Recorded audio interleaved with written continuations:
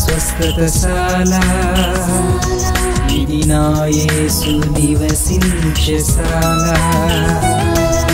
దేవునికి స్తోత్రములు కలుగునుగాక, దేవునికి మహిమ కలుగునుగాక. సర్వశక్తిమంతుడు అయినటువంటి దేవాది దేవుడు మనలందరినీ ప్రేమించి ఆయన ఇచ్చినటువంటి శుభదినాన్ని బట్టి దేవదేవుని స్తుతిస్తూ ఉన్నాను. మీ అందరికీ శుభములు వందనములు తెలియజేస్తున్నాను. ప్రియులారా, గడిచిన రాత్రి అంతా కూడా దేవుడు ఆయన రెక్కల నీళ్ళు మనల్ని కాపాడి ఎన్నో వ్యాధులు, ఎన్నో బాధలు, ఎన్నో బలహీనతలు కలుగుతున్నా కూడా ఆయన కరుణా కటాక్షం చూపి మంచి నిద్రను మనశ్శాంతినిచ్చి వేకువనే తట్టి లేపి ఆయన కృపను మెండుగా నిండుగా మనకు అందరికీ అనుగ్రహించాడు. ప్రియులారా, అందుకే దేవదేవుని స్తుతిస్తున్నాను. మీ అందరికీ శుభం పలుకుతూ ఉన్నాను. యేసుక్రీస్తు నామములో మీరందరూ ఈ ఉదయకాల దీవెనలు ఆశీర్వాదములు పొందుదురుగాక. ఈ శుభదినాన సర్వాధికారి మనకి ఇచ్చినటువంటి లేఖన భాగం చదువుకుందాం. పరిశుద్ధ గ్రంథంలో నుండి కీర్తనల గ్రంథం 32వ అధ్యాయం 1వ వచనాన్ని చదువుకుందాం. తన అతిక్రమములకు పరిహారమునందినవాడు, తన పాపమునకు ప్రాయశ్చిత్తమునందినవాడు ధన్యుడు. దేవుడి శ్రేష్టమైన మాటలు దీవించి ఆశీర్వదించునుగాక. సర్వశక్తిమంతుడైనటువంటి దేవాతి దేవుడు, దేవుని సన్నిధిలో చేరినటువంటి దేవుని ప్రియబిడ్డలమైన మనము దేవునికి వ్యతిరేకంగా జీవిస్తూ ఉంటాం. దేవుణ్ణి దుఃఖపెట్టుకుంటూ సాతాను సంతోషపెట్టుకుంటూ మనం ఉంటూ ఉంటాం. ప్రభుని నమ్ముకొని ఉంటాం, బాప్తిసం తీసుకొని ఉంటాం, దేవుని యొక్క శరీరాన్ని రక్తాన్ని కూడా పుచ్చుకొని ఉంటాం. కానీ ఇంకా మన హృదయంలో పరిహారం లేకుండా, పశ్చాత్తాపం లేకుండా, పరిశుద్ధత లేకుండా, యథార్థమైన జీవితం లేకుండా జీవిస్తూ ఉంటాం. అందుకని దేవుడు అంటూ ఉన్నాడు, తన అతిక్రమలకు పరిహారమునందినవాడు, తన పాపమునకు ప్రాయశ్చిత్తమునందినవాడు ధన్యుడు అంటూ ఉన్నాడు. ప్రభుని నమ్ముకున్న తర్వాత మన పాపం అంతా పరిహరింపబడాలి. మన పాపమంతా దేవుడు తుడిచివేసి ఉండాలి. దేవుడు అలనాడు శిలువ మీద మన పాపాన్నంతా కొట్టివేశాడు, ప్రియులారా, కడిగి వేశాడు. కానీ ఇంకా మనకు పాపం ఎక్కడి నుండి వస్తూ ఉన్నది అని అంటే ఆజ్ఞాతిక్రమే పాపమని వ్రాయబడి ఉన్నది. భక్తుడైనటువంటి సమూయేలు ఇశ్రాయేలుతో మాట్లాడుతూ, నా మట్టుకైతే మీ నిమిత్తము నేను ప్రార్థన చేయని దినమున నేను పాపము చేసిన వాడు నగుదును అంటాడు. ఇశ్రాయేలుల కోసం సమూయేలు ప్రవక్త ఏ రోజైతే ప్రార్థన చేయడో ఆ రోజు ఆయన పాపం చేసిన వాడు నగుదును అంటున్నాడు. ఎవరైతే వ్యక్తిగత ప్రార్థన లేకుండా, కుటుంబ ప్రార్థన లేకుండా, సంఘ పరిచర్యలో లేకుండా దేవునికి వ్యతిరేకంగా ఉంటూ ఉన్నారో వీరందరూ కూడా పాపం చేసిన వారితో సమానమని దేవుడు జ్ఞాపకం చేస్తున్నాడు. అందుకే ఈ ప్రాయశ్చిత్తం అనేది ప్రాముఖ్యమైన సంగతి. ఈ ప్రాయశ్చిత్తము నందినటువంటి వారు, దేవుడు నా కోసం మరణించాడు, ఆయన శిలువ మీద మరణించాడు, నా కోసం 3వ దినాన తిరిగి సజీవుడిగా లేచాడు అని రక్షణను కొనసాగించుకుంటూ వెళ్ళాలి. రక్షణ అనేది ఒక వృక్షం అయితే ఆ వృక్షము నాటిన తర్వాత, ఆ మొలక ఎత్తిన తర్వాత అది 30దంతలుగా, 60దంతలుగా, 100అంతలుగా ఫలించవలసి ఉన్నది ప్రియులారా. అలాగే ఆత్మీయ జీవితంలో ఎదిగినట్టుగానే కనబడుతూ ఉంటాడు.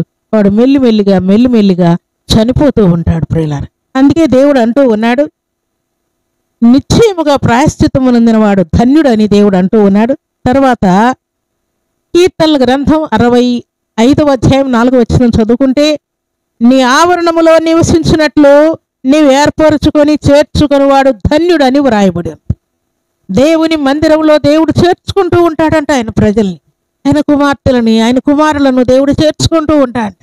ప్రార్థన చేద్దు గనరా నాయనా, నా సన్నిధిలో నా మాటలు వింటూ ఉండు, నా పరిశుద్ధతలో పాలివాడవై ఉండు, నా మాటకు విధేయుడవై ఉండు అని దేవుడు ఆయన ఏర్పరచుకున్నటువంటి వారిని చేర్చుకుంటూ ఉంటాడు. దేవుడు చేర్చుకున్నటువంటి వాడు ధన్యుడని వ్రాయబడి ఉన్నది ప్రియులారా. అలాగే పరిశుద్ధ గ్రంథంలో వ్రాయబడిన మాట ప్రకారం కీర్తనల గ్రంథం 41వ అధ్యాయం 1వ వచనం, బీదలను కటాక్షించువాడు ధన్యుడు అని వ్రాయబడి ఉన్నది. ప్రాయశ్చిత్తమునందిన వాడు ధన్యుడు, దేవుని యొక్క ఆవరణములో చేరిన వాడు ధన్యుడు అంటూ ఉన్నాడు. బీదలను కటాక్షించువాడు కూడా ధన్యుడు అని దేవుడు సెలవిస్తూ ఉన్నాడు. బీదలు ఎవరుంటారు? మన ఇరుగు పొరుగు వారే ఉండొచ్చు, బంధువులే ఉండొచ్చు, రక్త సంబంధికులే ఉండొచ్చు, గుడ్డివారు, మగవారు, చోటువారు ఎవరైనా ఉండొచ్చు. కానీ వారిని కనికరించడం వలన మనం ధన్యులమైపోతున్నామని దేవుని యొక్క వాక్యం తేటగా తెలియజేస్తుంది ప్రియులారా. అందుకే భక్తుడైనటువంటి లాజరు కురుపులతో పడి ఉండినప్పుడు బీదవాడైనటువంటి లాజరును కనికరించినందున ధనవంతుడు దేవుని యొక్క దయను కోల్పోయాడు ప్రియులారా. అందుకే ఇద్దరు చనిపోయారు. ధనవంతుడు నరకంలో యాతన పడుతూ ఉంటే లాజరు అబ్రహాము రొమ్మున అనుకున్నాడు ప్రియులారా. బీదలను కరుణించువాడు ధన్యుడని దేవుడు సెలవిస్తున్నాడు.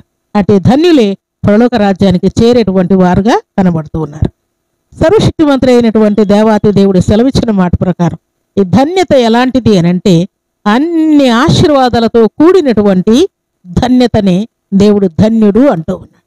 అన్ని ఆశీర్వాదాలు దీంట్లో ఇముడి ఉన్నాయి ప్రియులారా. కాబట్టి ప్రభు సన్నిధిలో చేరిన ప్రభు బిడ్డలమైన మనం ఈ మాట జ్ఞాపకం చేసుకుంటే కీర్తనల గ్రంథం 112వ అధ్యాయం 4వ వచనం చదువుకుంటే ఆజ్ఞలను బట్టి అధికముగా ఆనందం కలుగుతూ ఉంటుందంట. దేవుని యొక్క ఆజ్ఞలను బట్టి అధికముగా ఆనందించేవాడు ధన్యుడని వ్రాయబడి ఉన్నది ప్రియులారా. ఇహ లోకంలో అన్నం తింటే ఆనందంగా ఉండేవారు, నూతన వస్త్రాలు ధరించుకుంటే ఆనందంగా ఉండేవారు, ఏదైనా సంబరాలు పార్టీలకు వెళ్తే ఆనందంగా ఉండేవారు, జాబ్ వస్తే ఆనందంగా ఉండేవారు, మ్యారేజ్ అయితే ఆనందంగా ఉండేవారు, లేకుంటే అందచందాలను చూసుకొని ఆనందంగా ఉండేవారు, లేకుంటే సర్వశక్తిమంతుడైనటువంటి దేవాతి దేవుడు సెలవిచ్చిన మాట ప్రకారం ఏదైనా గొప్ప ఘనత కలిగితే ఆనందపడేవారు చాలా మంది ఉంటారు ప్రియులారా. కానీ ఇక్కడ వ్రాయబడిన మాట ఏంటంటే ఆజ్ఞలను బట్టి అధికముగా ఆనందించేవాడు ధన్యుడని వ్రాయబడింది. దేవునికి స్తోత్రములు కలుగునుగాక. దేవుని యొక్క ఆజ్ఞ నా జీవితంలో నిశ్చయముగా నెరవేర్చబడుతూ ఉన్నది. దేవుని యొక్క ఆజ్ఞ నా జీవితంలో నెరవేర్చబోతున్నాడన్న ఆనందముతో మనము ఉప్పొంగుట వలన ధన్యులమైపోతూ ఉన్నాం, విశ్వాసంతో నింపబడుతూ ఉన్నాం, రోషముతో నింపబడుతున్నాం, దీవెన చేత నింపబడుతున్నాం, మంటతో నింపబడుతూ ఉన్నాం ప్రియులారా. కాబట్టి ప్రభు సన్నిధిలో చేరిన మనం అందరం కూడా ఇట్టి ధన్యత కలిగి దేవుని యొక్క ఆజ్ఞలను విన్న ప్రతిసారి, అనుసరించిన ప్రతిసారి, ఆలకించిన ప్రతిసారి కూడా దేవుని యొక్క ఆజ్ఞలను బట్టి మనం ఆనందించే వారముగా ఉండాలని పరిశుద్ధాత్మ దేవుడు కోరుకుంటూ ఉన్నాడు. అలాంటి కృపా భాగ్యం దేవుని సన్నిధిలో చేరిన మనందరికీ సర్వాధికారి సమృద్ధిగా అనుగ్రహించి ఆశీర్వదించునుగాక. ఆమేన్. ప్రార్థన చేసుకుందాం. భూమి ఆకాశములను కలుగు చేసిన మా తండ్రి, మీకు కృతజ్ఞతాస్తుతులు స్తోత్రములు వందనములు చెల్లిస్తూ ఉన్నాను. ఈ శుభదినాన నిజముగా నా తండ్రి తన అతిక్రమములకు పరిహారము నొందినవాడు, తన పాపములకు ప్రాయశ్చిత్తము నొందినవాడు ధన్యుడని మీరు సెలవిచ్చారయ్యా. నిజముగా నా తండ్రి మీ సన్నిధిలో చేరి మాటలు వింటున్నటువంటి మేమందరం కూడా అట్టి ధన్యతను పొందుకొని మీ ఆశీర్వాదంతో నింపబడినట్లు ప్రతిబిడను ఆయతపరచండి తండ్రి. ఆయన మీ ఆవరణములో ఉండువాడు ధన్యుడని సెలవిచ్చారు, బీదలను కటాక్షించువాడు ధన్యుడని సెలవిచ్చారు. అలాగే నా తండ్రి ఆయన మీ లేఖనం ప్రకారం నా తండ్రి మీ ఆజ్ఞలను బట్టి అధికముగా ఆనందించేవాడు ధన్యుడని సెలవిచ్చారు.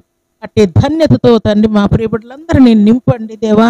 మీకు స్తోత్రాలు. మీ ఆజ్ఞానుసారముగా జీవించడం వలన మీ ఆజ్ఞను జ్ఞాపకం చేసుకున్న ప్రతిసారి కూడా నా తండ్రి మా కలిగేటువంటి గొప్ప ధన్యతను పొందుకొని మీ మాట ప్రకారం జీవించే కృపను ప్రతిబిడకు అనుగ్రహించి మేలుతో తృప్తిపరచమని ప్రార్థిస్తూ ఈ ఉదయకాల దీవెనలు, ఆశీర్వాదం, శాంతి, సమాధానం సర్వ సమృద్ధిగా ప్రతిబిడకు అనుగ్రహించి మీ మేలు చేత ప్రతిబిడను తృప్తిపరుస్తూ మహిమ పొందువని దీవించమని సతి పరిశుద్ధమైన నామములు స్తుతించి ప్రార్థించని వేడుకుంటున్నాము తండ్రి.